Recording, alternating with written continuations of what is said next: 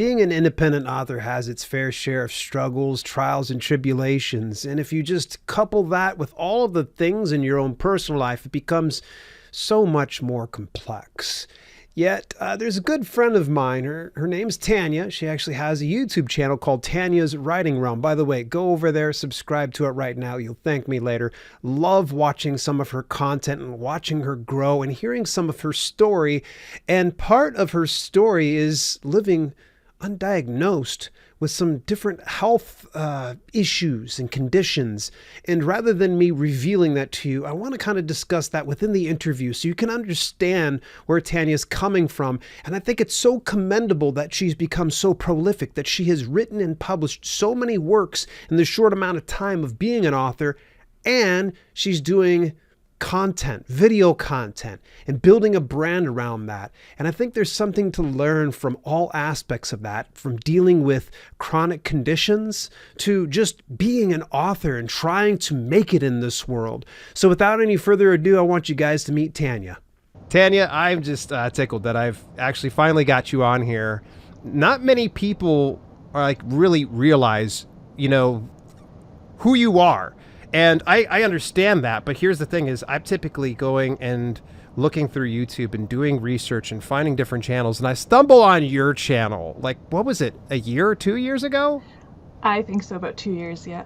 Yeah, and I was just like, this woman's goofy. I'm like, this is crazy. You were doing all these different filters, but for some reason, it got me to stop because I saw somebody, an author, a fellow author, that didn't take themselves too seriously. And I thought that was so fun. Whatever inspired you to start a YouTube channel?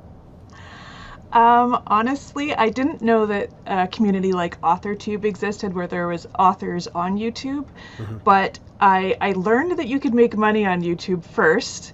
And then I'm like, Yeah. hey, that's kind of cool. But you know what? I have a goofy side and I kind of know that about myself. So I thought this could be so much fun just to try it out just for the hell of it. So that's when I pulled up the filters and started making little short videos just for fun to try it out. And then it kind of grew from there. Have you dabbled at all more with the shorts? Because I know I've noticed more long form content, but with YouTube having the new shorts format, that's pretty much like a ripoff of TikTok. I'm curious if you've tried to dabble in that area at all. Have you seen any success? I just did for Valentine's. I did this little poem that my dad used to say to us as kids, and it's really silly. And I used a filter, of course, to make it entertaining. Yeah. And I did the Valentine's Day poem, and I got over 1,000 views, which, whoa, I mean, isn't my normal. So it's driven some more traffic my way. I'm not growing huge and quickly, but I'm thinking about adding some more shorts to the content. Okay, so, the funny thing is, we are going to be chatting, of course, about your latest release, Living Undiagnosed, but I'm very fascinated with what you've done and what you plan to do. So what is your strategy on this? What are you going to do as far as putting out more shorts? What's the release schedule going to be like? And, of course, what's the ultimate outcome that you're shooting for? Honestly, my initial strategy was to talk about my books and hopefully get, a bigger reading audience. But I realized that YouTube is not a big audience to gain readership unless there are other writers who are interested in what you do. So I changed my strategy from, talking about what I'm writing and trying to advertise my books to more talking about my process and kind of sharing my writing journey, my self-publishing journey. So currently I do 2 videos a month. It's basically a bi-weekly every Tuesday. I call it Tania Tuesday, where I release a new video every second Tuesday, and then in between is my podcast episode that automatically gets uploaded to the YouTube channel. So yeah, 2 podcast episodes and 2 YouTube videos a month, basically. That's not bad. That's a really good pace. How much work are you putting into your videos?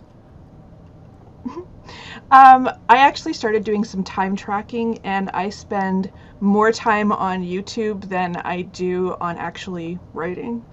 But no judgment here.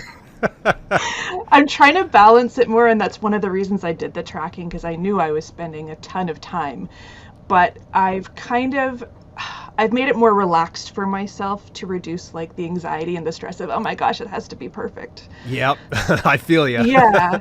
So I might, spend 10 to 20 minutes recording a video, and I could spend anywhere from 1 to 2 hours editing it, depending on how many, oopsies I make. How do you, as you're going through the whole recording process, I'm just curious, and there's a good reason. I'm sure some of the listeners are like, why is he asking? Well, because I'm looking at a prolific fiction author and someone who's a nonfiction author more recently, and I'm just thinking to myself, what kind of a strategy can people be able to implement as we're kind of going forward? So this is why I'm digging where I didn't think we were going to go, but this is very interesting to say the least. So what's that production process like for you? Do you have to sit down and outline some stuff? Are you scripting? Because boy, I'll tell you, 10 to 20 minutes recording time, fantastic. You need to give me some pointers. And the next thing is 1 to 2 hours of production time, and your videos are pretty good. Thank you. Right, so I get like this idea. I just take a couple of notes, and then I go into my computer and I just type up bullet point form on things that I want to touch on. Okay. And I used to try to script, but it was too much editing because I kept staring at it. So this is kind of my trick. I type it all up into Word, and I have like the bullet point forms, and then I print it, and then I tape it to my monitor. And then I shut off my monitor so that there's no extra, glares on my glasses. Smart, yeah. And then I just have it right beneath my camera so that if I get lost, it's just a quick little glance down so it doesn't screw me up too much. But it's not scripted 100%. It's more relaxed and easygoing, and it's easier for me that way.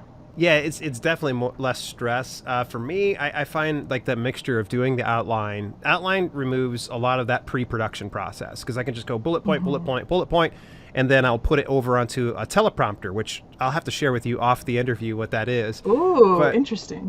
It literally, I hook it onto my DSLR camera, and I can script it or I can have the bullet points. But the nice thing is, Dan, my video editor, he does all the main channel stuff for me. He kept busting me the first few months. He's like, stop looking down. He kept saying, stop looking down. You're killing me. He's like, because he'd have to put transitional elements over top of it so you wouldn't see me looking down and then looking up. It just kind of feels awkward. And so he'd say, okay, you can look down. But he's like, you got to do me a favor. If you mess up, stop, look in the camera, wait a second, then look down.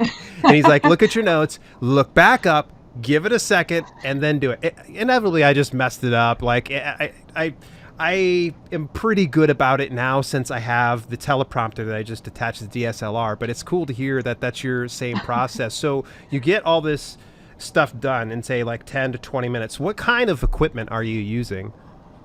I do have a webcam, but I'm not entirely sure what brand. I think it's a Logitech. I want to say it's a Logitech. I'm not too sure what the model is. Yeah. I love Logitech. And then I also have this microphone here, which is... I can't remember the brand. Yeah, but anyways, I actually got this at Staples, and it's pretty good quality microphone. Good. And I do have some lighting. I have a soft lighting in the corner that I use for the videos. And then I have a very old-fashioned, like, 80s style lamp right in front of me. Nice. So you got it all laid out. It's smart. You're making use of what you have around you. I mean, I think a lot of people overcomplicate it with, getting a lot of all this big gear. And I know this is easy for me to say since I have like this whole studio and such, but use what you have at your disposal, because for you, Tania, I see that you're growing. You're going to get monetized and part of the YouTube Partner Program in no time. It's just inevitable. And then when that day comes, you can start to take that YouTube AdSense and then recycle it into growing more and better equipment and such. I just think there's a lot of authors that feel overwhelmed, and I love how simplistic that you keep things and you don't overthink it. And now, okay, we're going to go over to the process of you actually taking the footage and editing it. Now, what software are you using, and was it real difficult to learn? I got a Corel Video Studio. I think it's the 2021 version. But it is super easy to learn. They have an entire YouTube channel with tutorials on it. They have a website that has their video tutorials on it as well. But I didn't need to go through a lot because it has a very user-friendly interface, and it's affordable. So I'm pretty happy with it. And actually, my husband went and spent a lot of money on better quality software. And I don't use it because it's so much more complex.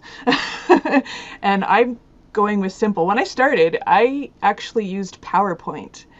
to do all of my video editing. Really? What? It was super easy. Really? It's easy. Yes, you can easily trim. Like, you can take an entire video and put it on one slide, and you can trim it. And you can change the audio sound and everything, and you can add effects. And it is the easiest thing I've ever done. It's easier than Corel, but I wanted more, abilities. That's crazy. You literally just blew my mind. I honestly, like a number of years ago, I used to watch a channel. I'm not sure if you ever followed it back then on YouTube. Bruce Jones, J. Bruce Jones to be exact.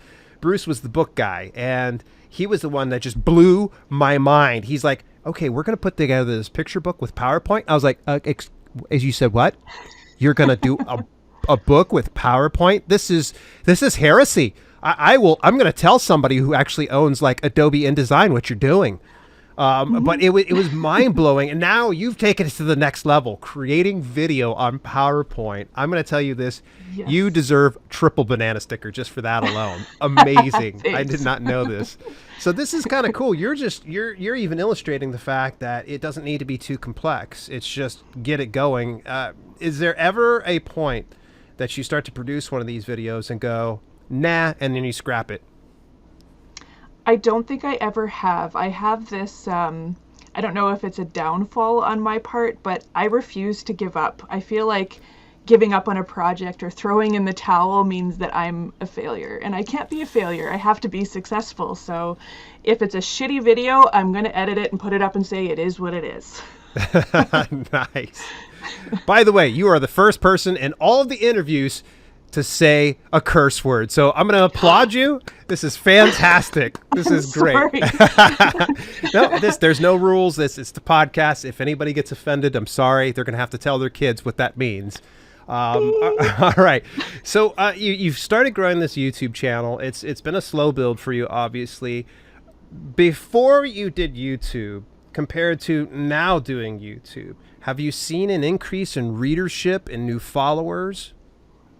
A few. I wouldn't say a large amount, but there's a few people that I would say, I'm talking a handful of people that have now joined, my Facebook page and have bought a copy of Living Undiagnosed. And otherwise, I wouldn't say it's grown hugely.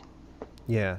That's good, though. I'm glad you're very realistic about it. And you obviously have your eyes on something so much bigger, which is leveraging YouTube for content marketing. And you understand that, well, let's get to the YouTube partner program first so we can monetize it that way. Are you like inserting any links to your books in each of your descriptions or mentioning them inside the videos? Because I know obviously in your background you have pictures of your books hanging up on the wall. But what's your way that you ask people to go ahead and buy your book through video? I haven't done that, to be completely honest with you. I do have my website link in the majority of the videos that I put out there, but I haven't linked to any actual book purchases or anything. So maybe that's something I can improve on. Yeah, maybe going the traffic to one spot, though, makes sense, especially, if you're wanting them to go to your website, it will start to build some relevancy. And if you already have links to the books there, it's kind of like sending people to the hub. I'm not going to, shame you at all for having just something like that. Well, let's transition over to something I really wanted to talk to you about today, and something you've been very public about on your channel. I think when I had first heard of some of your conditions, it was definitely like an X factor. You didn't know what was going on. It seemed almost like you were having like these severe migraines that would just almost make you essentially immobile, not able to function for like a day or days at a time. So could you share just a little bit of that, what was going on and where you're at now? Yeah, so it started...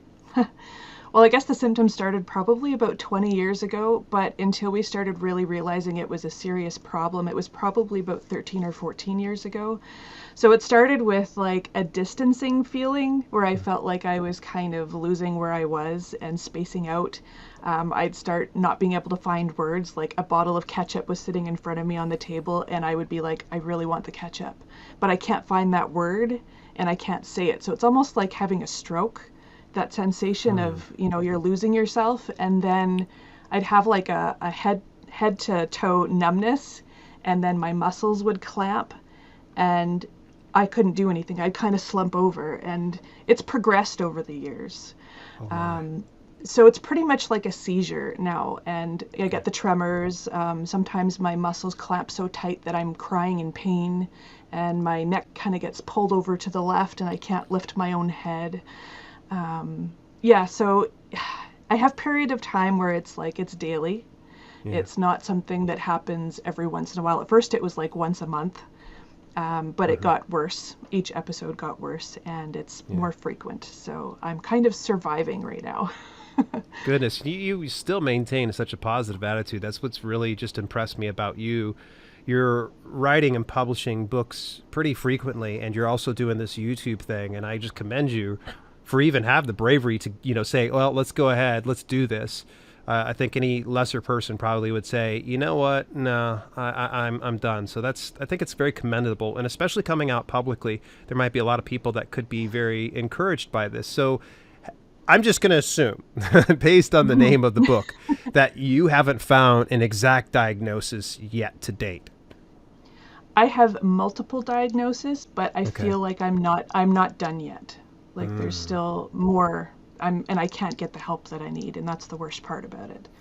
So you guys can't even find the root problem. It's because there's numerous problems that are happening at the same time, and they're kind of blindfolded at this point. Exactly. Some people, depending on who you talk to, there was one medical professional that I spoke with who said that a lot of this could be tied to the main disorder, which is Chiari malformation. And I don't know how much detail I want to give on it, but it's basically where your brain is deformed and the bottom part of your cerebellum, the back of your brain, is kind of protruding down your spinal column and putting pressure on your brain and your spinal cord. So... yeah, I'm deformed. We used to joke around at first and call it an alien brain, but I swear I'm from Earth. I gotcha. So let's talk about Living Undiagnosed, your actual book. What inspired you to go ahead and write this? Because I know I've seen you've primarily worked with fiction. Am I correct in saying that? Yes. I would say that at first it was about the therapeutic process of putting it down on paper and just working through my thoughts and emotions. I started and stopped this book probably about 5 or 6 different times because I just felt like, no, it's not good enough. And I'd put it away. No, it's not good enough. And I put it away. And then finally we were camping actually when that first intro started. And I wasn't physically able to keep up with my family. So I stayed behind in the tent and sat down in this chair, and I'm just like, okay, I'm feeling pretty open about how I'm feeling. I'm in touch with how I'm feeling. This is a great time to start. And so I just started writing that intro, and it just came to me, and from there it just flowed. Wow, nice. And so how long did it take you to produce all that then? I would say it was about off and on for about 4 months getting everything out, because some of it was collecting data, like finding all my old test results and stuff to find out where in my timeline it was, because I have a memory problem too. So I have this binder of all my medical stuff, so I had to kind of put it all together. And honestly, it was finished for about 2 or 3 months before I worked up the courage to publish it. But my biggest hope is that somebody else who's experiencing similar things or is living undiagnosed, because there's a huge community of people, even on Facebook, there's groups with people that just aren't diagnosed. They don't know what they have, and they don't know where else to go. So they look on each other for support to try to find answers. And I just hope that someday somebody picks it up and says, oh my gosh, I'm going through the same thing. Maybe I should go through this test, and maybe I have the same thing. I just hope it helps somebody. Yeah, maybe flush out some solutions for some people. That's amazing. I really love your thought process behind this. It's not so much like, hey, I want to make money. You're kind of thinking more of, I want to make a difference. Yes, exactly. That's really, really cool. So when did you launch the book? Has it already launched, I'm assuming? You know what? I've never actually gone through a proper book launch. So I kind of got it ready, and I just put like posts up on my Facebook following saying, hey, this is what I'm working on. It's coming soon, coming soon. Yeah. And then I just hit that publish button and let it go. And so it was like a soft launch. It was yeah, okay, there you go. That's what it's called. Yeah, it's a soft launch. Taught you something new today. See, you taught me a little bit of something new. I taught you something. So this is fantastic. Well, as we start to wrap up today's podcast, I think you are probably one of the people that would be able to give some of the best sage advice right now, especially knowing where you're at right now and how you're coping with this diagnosis, the plural of that. So I think it's important that I ask you, what advice do you have for aspiring authors and self-publishers?